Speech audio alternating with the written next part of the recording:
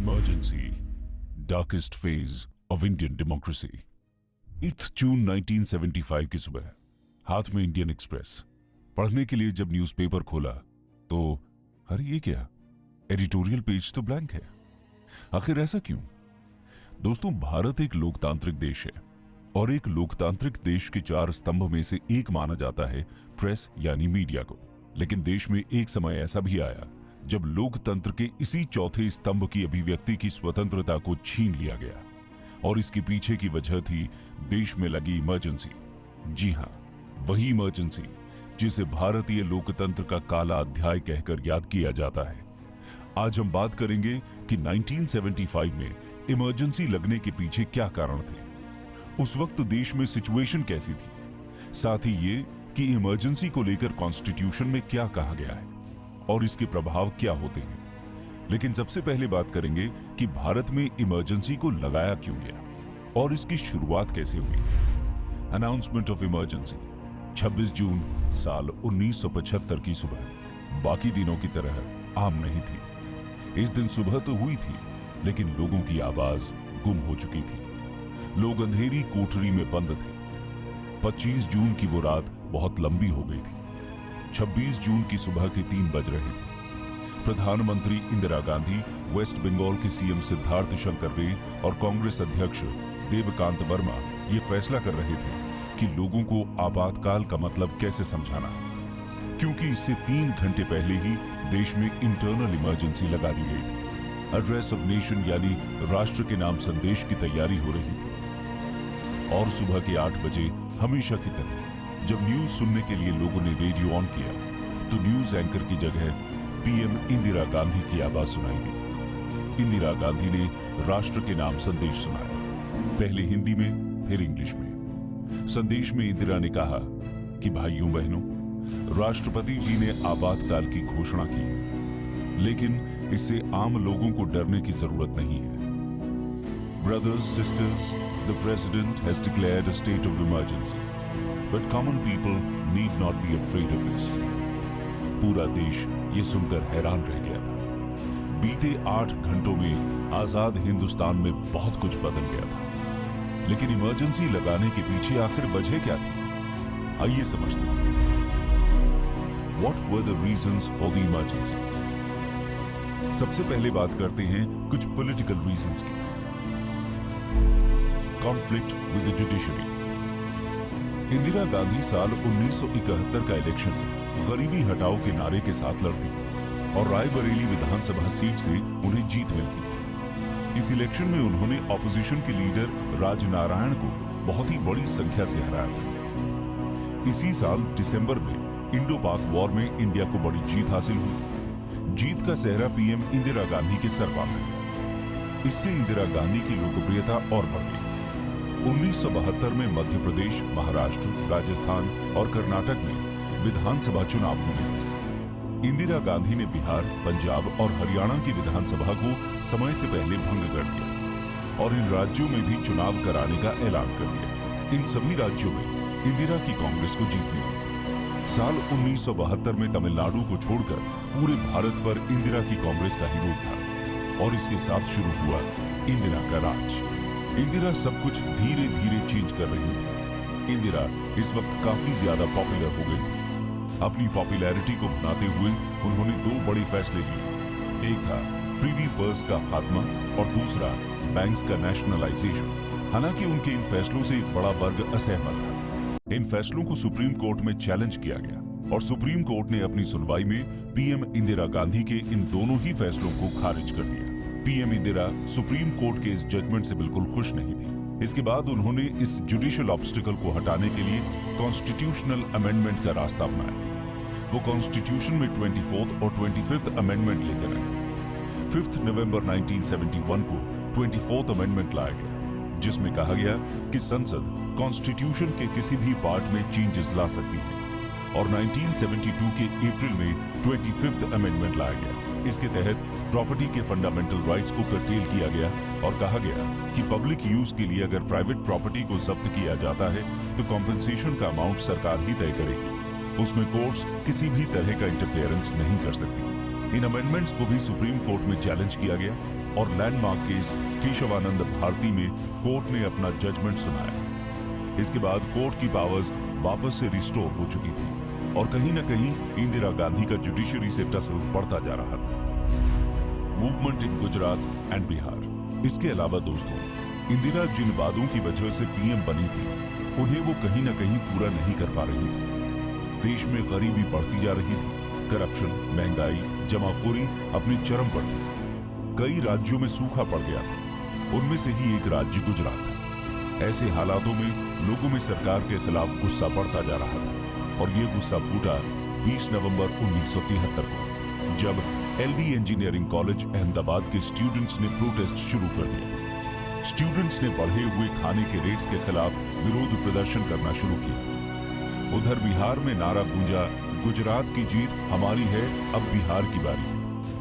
18 मार्च 1974 को बिहार में स्टूडेंट्स ने प्रोटेस्ट किया और बिहार विधानसभा का घेराव किया, जिसमें पुलिस एक्शन में 3 स्टूडेंट्स मारे गए। जब इसकी खबर जनता में पहुंची तो लोगों का गुस्सा फूट पड़ा और नतीजतन 23 मार्च 1974 को बिहार बंद का ऐलान किया गया। सरकार ने प्रोटेस्ट को काबू करने के लिए बहुत से स्टूडेंट्स को अरेस्ट कर लिया, जिसके बाद स्टूडेंट यूनियन ने जयप्रकाश नारायण को बुलावा भेजा। जेपी एक फ्रीडम फाइटर थे और राजनीति से दूर रहकर समाज सेवा कर रहे थे, लेकिन जेपी दूर से खड़े हुए सब होता हुआ देख रहे थे। जेपी ने स्टूडेंट यूनियन का इन्विटेशन एक्सेप्ट किया और देश भर में आंदोलन की घोषणा कर दी। उसी दौरान समाजवादी नेता जॉर्ज फर्नांडिस ने रेलवे हड़ताल की घोषणा कर दी। मई 1974 से शुरू हुआ यह आंदोलन 3 महीनों तक चला। इसे लगभग 1 लाख रेलवे कर्मचारियों ने सपोर्ट किया। इस तरह बिहार और गुजरात से चला यह आंदोलन धीरे धीरे पूरे देश में फैल रहा था। उस वक्त देश की राजनीति 2 लोगों के इर्द गिर्द घूम रही थी। एक तरफ पीएम इंदिरा थी तो दूसरी तरफ जयप्रकाश नारायण। इसी बीच कुछ ऐसा हुआ जिसने आग में घी डालने का काम किया और वो था इलाहाबाद हाई कोर्ट का एक ऑर्डर। आइए जानते हैं ये क्या ऑर्डर था। Allahabad high court order. देश में सरकारें आम लोगों से लगातार दूर होती चली जा रही थी। साल 1974 में ही सुप्रीम कोर्ट में एक पिटीशन लगाई गई, रिप्रेजेंटेशन ऑफ पीपल्स एक्ट 1951 में हुए अमेंडमेंट के खिलाफ। पिटिशनर राजनाथ, ये वही नाम था जिसने लगभग 3.5 साल पहले यानी 24 अप्रैल 1971 को इलाहाबाद हाई कोर्ट में एक और पिटीशन दायर की थी और वो थी पीएम इंदिरा गांधी के चुनाव के खिलाफ। इसमें आरोप लगाया गया था कि पीएम इंदिरा ने इलेक्शन में अनफेयर मींस का यूज किया है और इसलिए उनके इलेक्शन को रद्द कर दिया जाना चाहिए। आजाद भारत में यह पहली बार हुआ कि कोई प्राइम मिनिस्टर पद पर रहते हुए कोर्ट में पेश हुआ।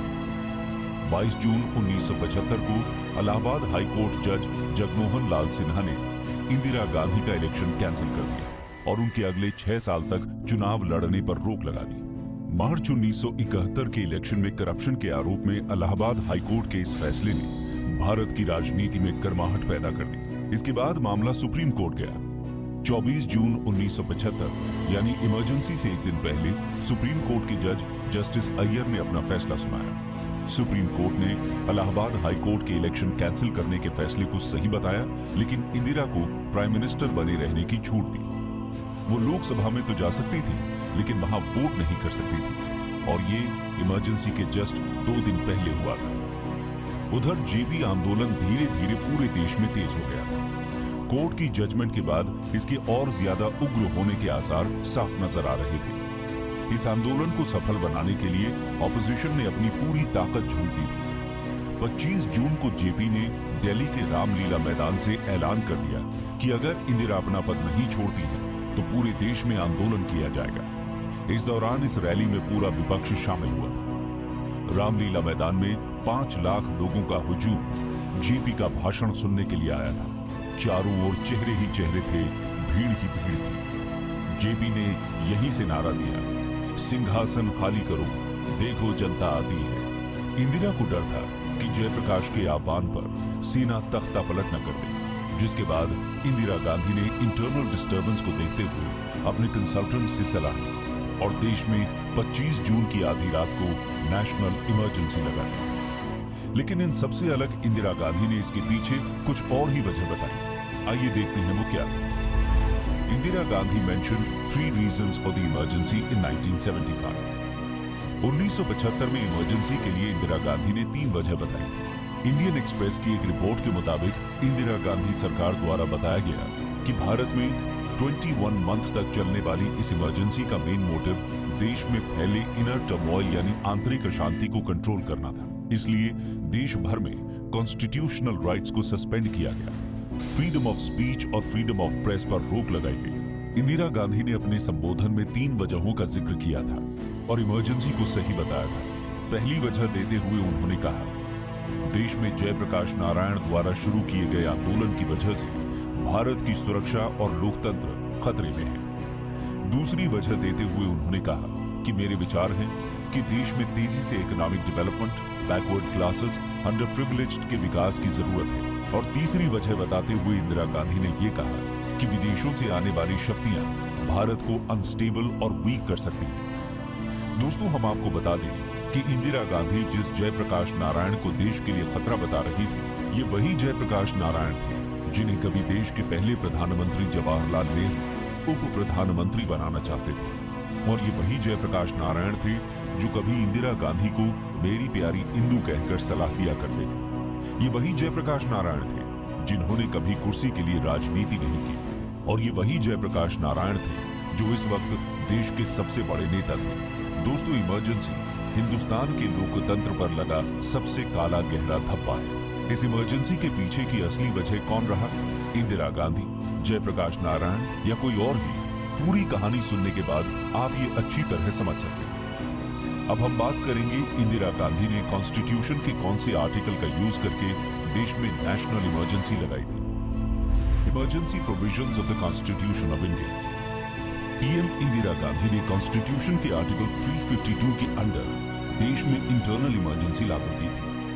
दोस्तों, इमरजेंसी हमारे इंडियन कॉन्स्टिट्यूशन में वो प्रोविजन है जिसका इस्तेमाल सरकार तब कर सकती है जब देश किसी इंटरनल, एक्सटर्नल या फाइनेंशियल खतरे का सामना कर रहा हो। इंडियन कॉन्स्टिट्यूशन के 18th पार्ट में आर्टिकल 352 से 360 तक इमरजेंसी का प्रोविजन दिया गया है। इमरजेंसी के वक्त देश के सारे पावर सेंट्रल गवर्नमेंट के अंडर आ जाती है। देश में इमरजेंसी केवल राष्ट्रपति यानी प्रेसिडेंट ही लगा सकता है। बता दें कि इससे पहले पूर्व पीएम लाल बहादुर शास्त्री के समय 1962 इंडो चाइना वॉर के दौरान और 1971 इंडो पाक वॉर के समय भी आर्टिकल 352(1) के अंडर नेशनल इमरजेंसी लगाई गई थी। इंडियन कॉन्स्टिट्यूशन में 3 तरह की इमरजेंसी के प्रोविजंस हैं। पहला, नेशनल इमरजेंसी आर्टिकल 352, दूसरा प्रेसिडेंट्स रूल और स्टेट इमरजेंसी आर्टिकल 356 और तीसरा फाइनेंशियल इमरजेंसी आर्टिकल 360। अभी तक भारत में कभी भी फाइनेंशियल इमरजेंसी नहीं लगाई गई, लेकिन इमरजेंसी के इन प्रोविजंस की जरूरत क्या है? तो बता दें कि इंडिया जब आजाद हुआ तो उस वक्त संविधान को बनाने वालों ने इमरजेंसी जैसी सिचुएशन को इमेजिन करते हुए इस तरह का प्रावधान बनाया था जिससे संकट के ऐसे किसी वक्त में देश की एकता, अखंडता और सुरक्षा कभी खतरे में न पड़े। इसके तहत सेंट्रल गवर्नमेंट बिना किसी रोक-टोक के सीरियस डिस्कशंस ले सकती है और किसी भी परिस्थिति से देश को उबार सकती है। इंदिरा गांधी ने इसी आर्टिकल का फायदा उठाते हुए देश में इमरजेंसी लगा दी थी। आइए अब जानते हैं उनके इस फैसले के क्या परिणाम देखने को मिले। Effects and consequences of emergency. 25 जून की रात को पीएम इंदिरा गांधी ने उस वक्त के प्रेसिडेंट फखरुद्दीन अली अहमद से इमरजेंसी लगाने की बात कही। प्रेसिडेंट ने तुरंत ही लेटर पर साइन कर दिया। यहाँ गौर करने वाली बात यह है कि इंदिरा गांधी ने इससे पहले अपने कैबिनेट मिनिस्टर्स से कोई सलाह मशविरा करना तो दूर, उन्हें इस बारे में बताना तक जरूरी नहीं समझा था। और इसके बाद जो हुआ वो किसी ने शायद सपने में भी नहीं सोचा था। शाम को ही तमाम न्यूज़पेपर ऑफिस की बिजली काट दी गई, प्रेस पर सेंसरशिप लगा दी गई, आधी रात को ही सोते हुए लोगों को जगाकर कहीं और ले जाया जाने लगा। हर तरफ लोगों को अरेस्ट किया जा रहा था। मीसा और डीआईआर जैसे एक्ट्स के तहत देश में 1 लाख से ज्यादा आम लोगों को, जिनमें 11,000 ऑपोजिशन लीडर्स शामिल थे, अरेस्ट कर जेल में डाल दिया गया। इंदिरा को जिन ऑपोजिशन लीडर्स से खतरा महसूस हो रहा था, जैसे अटल बिहारी वाजपेयी, लाल कृष्ण आडवाणी, मुलायम सिंह यादव आदि, सभी को आधी रात को ही उठा लिया गया था। इसके साथ ही देश के सबसे बड़े गांधीवादी नेता जेपी को भी अरेस्ट कर लिया गया उन्होंने कहां सोचा होगा कि आजादी के बाद भी उन्हें एक बार फिर जेल जाना होगा। इन सब के साथ ही सरकार ने नजरबंदी कानून का इस्तेमाल काफी बड़े लेवल पर किया। जिन लोगों की इस वक्त गिरफ्तारी हुई थी वो लोग बेल के लिए पिटीशन भी नहीं डाल सकते थे। इसी बीच इंफॉर्मेशन एंड ब्रॉडकास्टिंग मिनिस्टर का कार्यभार गुजराल से लेकर संजय गांधी के चहेते विद्याचरण शुक्ल को दे दिया गया। शुक्ला ने सेंसरशिप की बागडोर अपने हाथों में ले ली, जिसके बाद प्रेस सेंसरशिप का भयानक दौर शुरू हुआ। अखबार छापने से पहले उसकी हर चीज पर नजर रखी जाने लगी। अगर कुछ अखबारों को छोड़ दें तो पूरी की पूरी मीडिया इंदिरा गांधी के आगे झुकती नजर आ रही थी। इस पर लाल कृष्ण आडवाणी ने कहा था कि मीडिया को झुकने को कहा था और वो रेंगने लगी। ऐसा इसलिए क्योंकि बहुत से मीडिया हाउसेस सरकार की चाटुकारिता करने लग गए थे, लेकिन बहुत से ऐसे भी थे जो अपनी पूरी शक्ति के साथ इसका लगातार विरोध कर रहे थे। उदाहरण के तौर पर इंडियन एक्सप्रेस और स्टेट्समैन जैसे बहुत से न्यूज़पेपर्स ने प्रेस पर लगी सेंसरशिप का विरोध किया। सरकार ने जिन न्यूज को छापने से रोका था उनकी जगह न्यूज़पेपर में खाली छोड़ दी जाती थी, जिससे लोगों तक सेंसरशिप का सही अंदाजा पहुंच सके। इमरजेंसी की गाज केवल भारतीय पत्रकारों पर ही नहीं बल्कि विदेशी पत्रकारों पर भी गिरी। विदेशी अखबारों के मालिकों को उनकी खबरों के लिए अरेस्ट तो नहीं किया जा सकता था, लेकिन उन्हें देश से निकाला जाने लगा। इसमें सबसे पहले वॉशिंगटन पोस्ट नाम के अखबार के लुइस एम सिमंस थे, क्योंकि उन्होंने Sanjay Gandhi and his mother नाम से एक आर्टिकल लिखा था। इसी तरह बीबीसी के मार्क टली को भी इंडिया छोड़कर जाना पड़ा था। इस तरह से जेल एक तरह से राजनीति की पाठशाला बन गई थी। बड़े नेताओं के साथ जेल में युवा नेताओं को बहुत कुछ सीखने समझने का मौका मिला। मीडिया रिपोर्ट और इतिहासकारों ने इस इमरजेंसी को कंट्रोवर्शियल और अनडेमोक्रेटिक कहा। इसे लागू करने के बाद राजनीतिक तौर पर इंदिरा गांधी के घोर विरोधी जेपी ने इसे भारत के लोकतंत्र के इतिहास का काला अध्याय कहा। इमरजेंसी ने देश के राजनीतिक दलों से लेकर पूरे पॉलिटिकल सिस्टम को तो हिलाकर रखा ही हुआ था। दूसरी तरफ संजय गांधी ने देश को आगे बढ़ने के नाम पर 5 सूत्रीय एजेंडा लागू कर दिया था। उनमें थे family planning, elimination of dowry system, adult education, planting trees, eradication of caste system. लेकिन इस एजेंडा में सबसे ज्यादा भयानक था स्टेरिलाइजेशन यानी नसबंदी का फैसला। इस फैसले ने इसे राजनीतिक गलियारों से निकालकर आम जन के निजी जीवन तक पहुंचा दिया। जनता के अधिकार पहले ही छीने जा चुके थे। फिर नसबंदी ने घर घर में दहशत फैलाने का काम किया। उस दौरान गली मोहल्लों में इमरजेंसी के सिर्फ एक ही फैसले की चर्चा सबसे ज्यादा थी और वो था यही जबरदस्ती चलाया जा रहा स्टेरिलाइजेशन कैंपेन। एक रिपोर्ट के मुताबिक सिर्फ 1 साल के अंदर देश भर में 60 लाख से ज्यादा लोगों की नसबंदी करा दी गई। इनमें 16 साल से लेकर 70 साल के बुजुर्ग तक शामिल थे। यही नहीं, गलत ऑपरेशन और ठीक इलाज न मिलने की वजह से करीब 2000 लोग मारे गए। संजय गांधी का ये मिशन जर्मनी में हिटलर के शासन में चलाए गए नसबंदी अभियान से भी ज्यादा भयानक था, जिसमें करीब 4 लाख लोगों की नसबंदी कर दी गई। इसके साथ ही संजय गांधी ने सुंदरीकरण कार्यक्रम के तहत दिल्ली की झुग्गियों पर बुलडोजर चलवा दिया। जो लोग इसके रास्ते में आए उन पर गोली तक चलवा दी गई। आप सोच सकते हैं कि निरंकुशता की किस हद तक सरकार जा रही है। खैर, हर काली रात की सुबह जरूर होती है। एक समय के बाद इमरजेंसी का भी अंत हुआ। आइए जानते हैं चेंज आफ्टर इमरजेंसी। 21 महीने बाद 21 मार्च 1977 को आखिरकार इंदिरा गांधी ने इमरजेंसी को हटाने का ऐलान कर दिया। उन्हें सलाह दी गई थी कि इस समय अगर इमरजेंसी को हटाकर इलेक्शन करा दिए जाएं, तो जीत उन्हीं की होगी। लेकिन इमरजेंसी लगाने का फैसला इंदिरा गांधी की सरकार और कांग्रेस को भारी पड़ा। इसके बाद हुए इलेक्शन में इंदिरा गांधी की सबसे बड़ी हार हुई और मोरारजी देसाई की लीडरशिप में देश में पहली बार गैर कांग्रेस की सरकार बनी। जनता पार्टी की सरकार आते ही इमरजेंसी प्रोविजंस के मिसयूज पर रोक लगाने के लिए कुछ कदम उठाए गए। 44वें संविधान संशोधन 1978 के जरिए इमरजेंसी प्रोविजन के मिसयूज को रोकने की व्यवस्था की गई और साथ ही इसके द्वारा आपातकाल के दौरान हुए 42nd अमेंडमेंट की कंट्रोवर्शियल प्रोविजंस को भी रद्द कर दिया गया। इसके अलावा 43वें संविधान संशोधन के जरिए हाई कोर्ट और सुप्रीम कोर्ट के अधिकार वापस दे दिए गए। इमरजेंसी के 21 महीनों में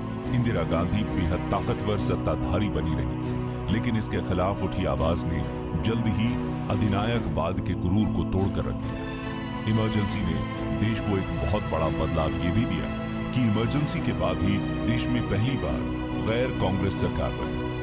ये कोई एक दल की सरकार नहीं थी, बल्कि जनता के ही समर्थन में उठी उस विपक्ष की सरकार थी जिसको दबाने के लिए इंदिरा गांधी ने इमरजेंसी लगाई।